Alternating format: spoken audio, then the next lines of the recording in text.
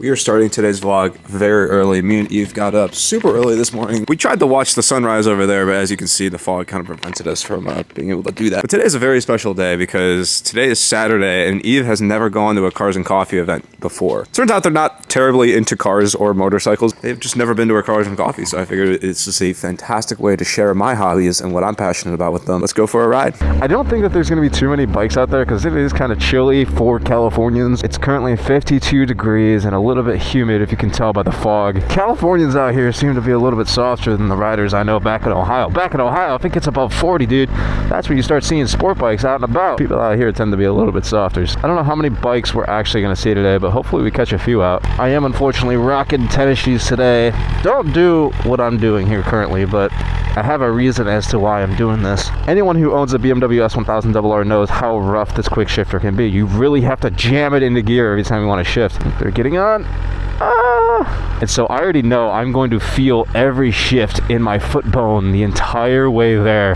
And so I'm probably just going to try to sit in third or fourth the entire time while sitting on side roads. I don't know, this is going to be rough. Ow, I can already feel it. Every shift is going to just go straight to the bone. This definitely has me thinking a little bit about my first Cars and Coffee event ever. It's the community of bikes and cars that really got me falling in love with these machines. It wasn't the machines themselves. Like, yeah, like growing up as a kid, like motorcycles, cars, trains, those are all things I think every child boy gets into. I don't think that that would carry into my adult life if it wasn't for the people that got me into these objects. Because at the end of the day, they're just objects. It's the people that you make the memories with. I have been hand shifting the entire way here. I don't want to hear 1 ounce of judgment. Listen, these shoes are not great as a buffer between my foot bone and that gigantic metal shifter rod, all right? It hurts. I don't want to do it no more. It hurts my foot. So I've just been like hand shifting. I lean down. Eve kind of like moves her hands. I think they're figuring out what I'm doing this entire time. It's times like these. I wish I had an automatic, but it's all right. I'm just glad I at least have the quick shifter so I can like hand shift it. I don't have to worry about clutch action. Actually, oh, that's much easier to do, just use the clutch. Welcome to Rancho Santa Fe Cars and Coffee. We finally made it on time. Last time we came here last week, I unfortunately did not make it here on time and I ended up much behind. When I got here, pretty much everybody was leaving and so I didn't really get to capture any of the cool cars that I wanted to. But now that we're here on time and Eve's here, I'm glad that everything worked out. Question is, where are the motorcycles? There's probably not going to be that many here today, unfortunately. It's just too cold. Oh my god, hi! I haven't seen that dude in forever. I got the clutch, I'm sorry. I got to hold the clutch, I'm sorry. There's no bikes here, man. No bikes over there. Let's go this way. There's some cool cars parked up in there. Oh, there's some bikes. There's a Moto 2. Oh, that's so cool. And there's more bikes. Okay, cool. Hi, Luke. Oh my god, it's been forever, dog. How you doing, buddy? See you, bro. Fucking, I was worried I wasn't gonna fucking run into you. I was here last week, yeah. Yeah, I didn't see you around, but I saw you post. Yeah. Well, this is Eve, by the way. So this is the reason I wanted to park next to this bike. This is one of my favorite bikes of all time. This is a Triumph Daytona, I'm sorry, not 675. This is a 765. This is the only year that Triumph ever made a 765 Daytona. The quality on this bike is a little bit elevated compared to the 675 that I had, including like a better stitched seat, full carbon fiber bodywork, better paint quality. It's got an electronic throttle, has actually a TFT screen. If you can look under his helmet, I don't want to like touch it or anything because the owner is not here. But this was one of the first 600 class bikes that were ever made that had like all the technology, and Triumph only made it for 1 year, which is so stupid in my opinion. It was such a cool bike. They included like the little aero exhaust stock, even though it still has that giant bread box underneath. It was such a cool bike, and Triumph completely dropped the ball by not making more of these. It was just such a stupid decision. I will never understand them, and I will never forgive them for giving up on this bike. All they had to do was make one of these bikes with normal painted bodywork, give it like Nissans instead of Brembos, give it normal shower suspension instead of Öhlins, make this bike for like 12, 13 grand. It would have sold like hotcakes, bro, and I don't get why they didn't do it. Such a beautiful looking bike, even after all these years. I still think it holds up, especially next to all these other bikes. Like, why Triumph? Why did you do that? I don't understand these things. You don't understand? What do you mean? I don't know anything about cars or bikes. Well, it's a place where people come low-key to show off like what they have, but also like try to connect with other people that share the same hobby. So that way, like, oh, people can like meet up for like going for rides, or like for car people, it's like they'll meet up to like go for a drive or something. It's just it's a way to enjoy a hobby with other people. That's so cool. It's pretty cool. Ferrari. I don't know Ferraris too well, unfortunately, so I just know it looks like it has a big old V12 in it and has a lot of colors, so I thought it was pretty. What do you think, Eve?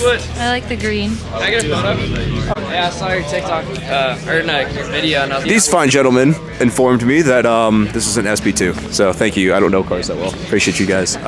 Yes, Ferrari SP2. No, there's a lot of wheels here. Yeah.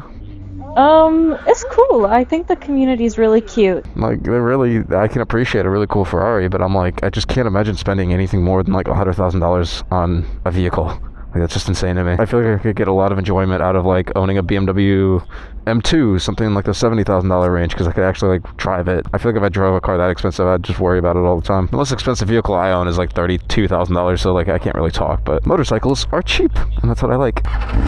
This is a really fancy bike, and it only costs like $25,000, so goodbye Moto 2. I'm sorry I was making such a big deal about the Moto 2. I'm just like, I kind of am mad that Triumph never made more of them. It's a wee bit upsetting if you ask me, but Triumph executives, if you're watching this, and I know they don't care because everybody in the world has the exact same opinion that they should have brought back the real middleweight Daytona, but they never did. Hopefully, by Ducati coming out with a new V2 for 2025, you know, the 120 horsepower one, if that's successful, I hope that Triumph takes note of that and brings back the 765 Daytona, but I doubt they will because Triumph seems to hate money. If I ever had, if there was a car that I had to spend over $100,000 on, it would be a 911.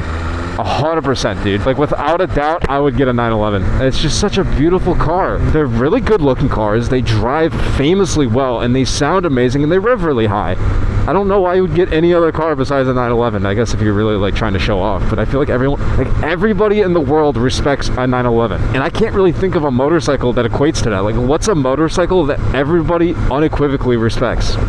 I can't think of anything. Maybe the H2, but then there's people like me who know what the H2 is stock and don't like it.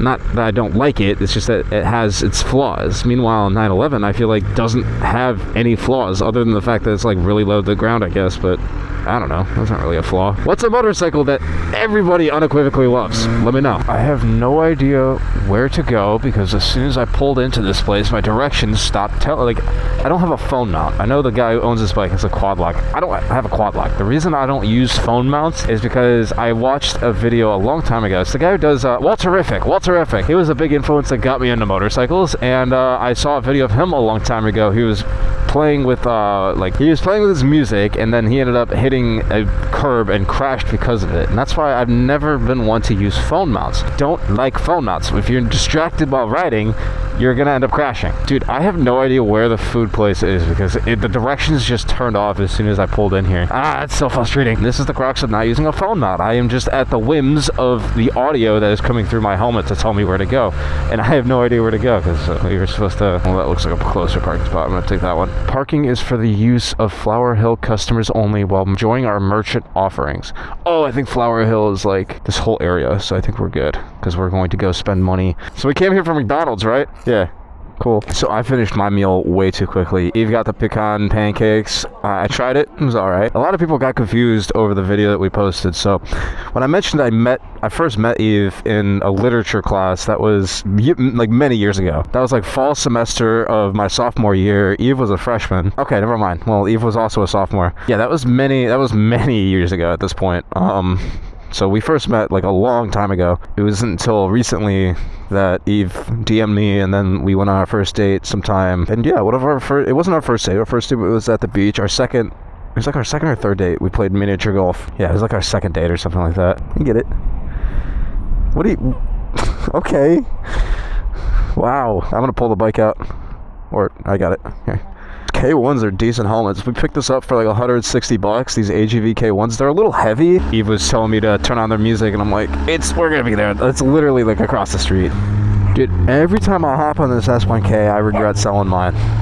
I think if you're gonna get any BMW S1K, you gotta get it in white. As much as I hate to say it, dude, like my black one was sick. I think the black one looks the best while on its kickstand, but I think while in the cockpit, the white The paint quality on the white is literally a whole other echelon above the black, I think, in my opinion. It just looks so much cleaner, doesn't it? And I like how this guy the guy who owns this bike removed the stickers on his. It makes it look better. Just everything feels so nice on this bike. And when that's what I'm telling people, when they work, when BMWs work, they are lovely machines to ride. Riding this bike with even on the back has been super comfortable. It handles it very well for a full-on sport bike. The brake hold system right there is holding us in place so I'm not falling back. I don't have to, like, I can let go and relax a bit. The levers on this bike, the levers feel very nice. I know the levers as like a factory option are like $800 or something ridiculous like that. Enough of me yapping. We do that too much here. Don't mess up.